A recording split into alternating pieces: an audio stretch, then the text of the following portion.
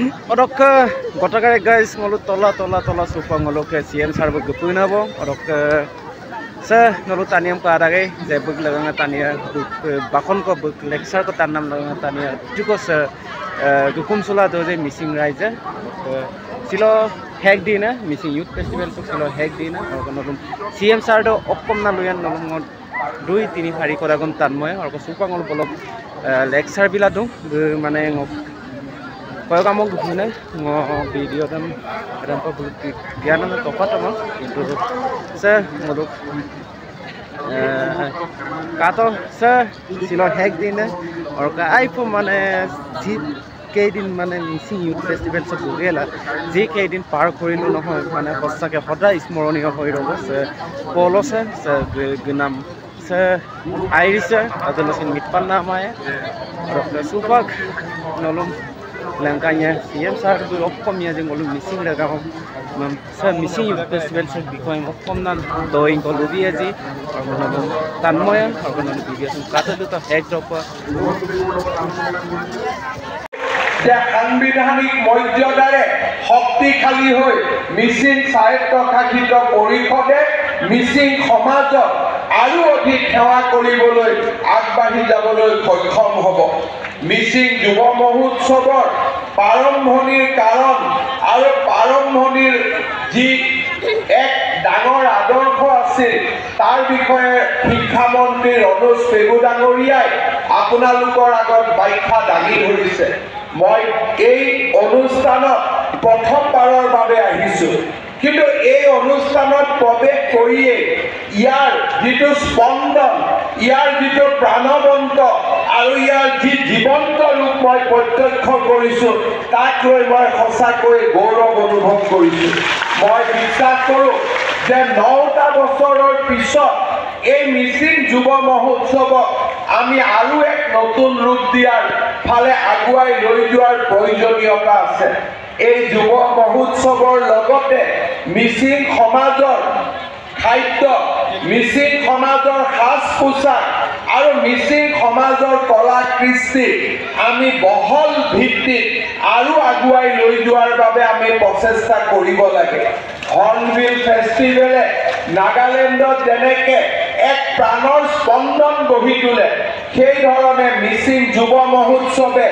এই কাৰেং চাপৰিৰ লগতে সমগ্ৰ মিছিং অধ্যুষিত অঞ্চলবিলাকক এক নতুন ৰূপলৈ লৈ যাব পাৰে মই আমাৰ উদ্যোক্তাসকলক অনুৰোধ কৰিম যে দেশৰ বিভিন্ন অঞ্চলত প্ৰচলিত যুৱ মহোৎসৱসমূহৰ সফলতাক অধ্যয়ন কৰি আৰু আমাৰ যিটো মূল আৰু মৌলিকতাক ৰক্ষা কৰি আমি এই যুৱ মহোৎসৱক আৰু এক নতুন পৰ্যায়লৈ লৈ যোৱাৰ বাবে আমি প্ৰচেষ্টা কৰিব লাগিব অহাবাৰ মিছিং যুৱ মহোৎসৱে 10টা বছৰত ভৰি দিব মই বিশ্বাস কৰোঁ যে লাহে লাহে এই কাৰেং চাপৰি অঞ্চলটো যুৱ মহোৎসৱৰ লগত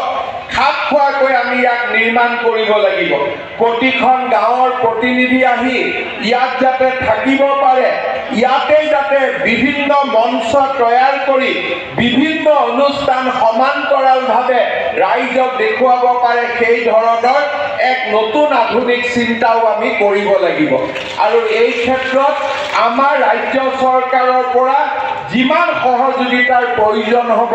আমি কিমান সহযোগিতা আগবঢ়োৱাৰ আজি আপোনালোকক প্ৰতিশ্ৰুতি দিছোঁ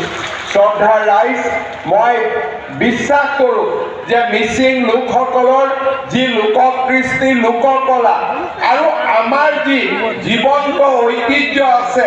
তাক আমি যেতিয়াই বহল সমাজৰ বুকুলৈ আগবঢ়াই লৈ যাম সি আমাৰ সমগ্ৰ অসমখনকে জগত সভাত প্ৰতিষ্ঠা কৰাত সহায়ক হ'ব মই আজিৰ এই দিনটোত পুনৰ এবাৰ PMPকে নেতৃত্বত ধন্যবাদ জনাইছোঁ আৰু আজিৰ অনুষ্ঠান উপভোগ কৰিবলৈ অহা আটাইকে মই পুনৰ এবাৰ অভিনন্দন জনাইছোঁ ইয়াত আহিয়ে আমি ডক্টৰ ভূপেন হাজৰিকাৰ সুন্দৰ গীত মিছিং আৰু অসমীয়াত একেটা লয় একেটা সুৰ একেটা মাদকতাত যি সুন্দৰভাৱে আমি দেখিবলৈ পালোঁ তাক দেখি মোৰ ৰাতিটো নাযাওঁ লাগিছে যে ৰাতি মই ইয়াতো আহি অনুষ্ঠান চোৱাৰ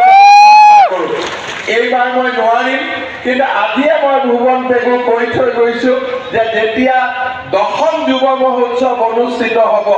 এদিন সম্পূৰ্ণ নিশা মই ইয়াতে থাকি এই যুৱ মহোৎসৱ অনুভৱ কৰিম। সেই কথা খুব যাতে মাতিব নাপাহৰে তাৰ বাবে মই আজিয়েই ভুৱন পেগু, ৰণোজ পেগু, আমাৰ TMPK নেতৃবৰ্গক আজিয়ে মই অনুৰোধ কৰিছোঁ। লগতে এই মিচিং যুৱ মহোৎসৱৰ বাবে অসম চৰকাৰৰ সাংস্কৃতিক বিভাগৰ পৰা প্ৰতি বছৰে 1 কোটি টকা অনুদান দিয়াৰ বাবেও আজি যাতে আমি ইয়াক এক নতুন ৰূপলৈ লৈ যাব পাৰোঁ। পুনৰ এবাৰ মই TMPK নেতৃবৰ্গক ধন্যবাদ জনাই আৰু সমগ্ৰ মিচিং সমাজখনক আজিৰ এই সুন্দৰ দিনটোত পুনৰ এবাৰ অভিনন্দন আৰু মোৰ বহুত শুভেচ্ছা জনাই মই মোৰ বক্তব্যৰ সামৰণি মাৰিছোঁ। ধন্যবাদ। জয় হিন্দ, বন্দে মাতৰম।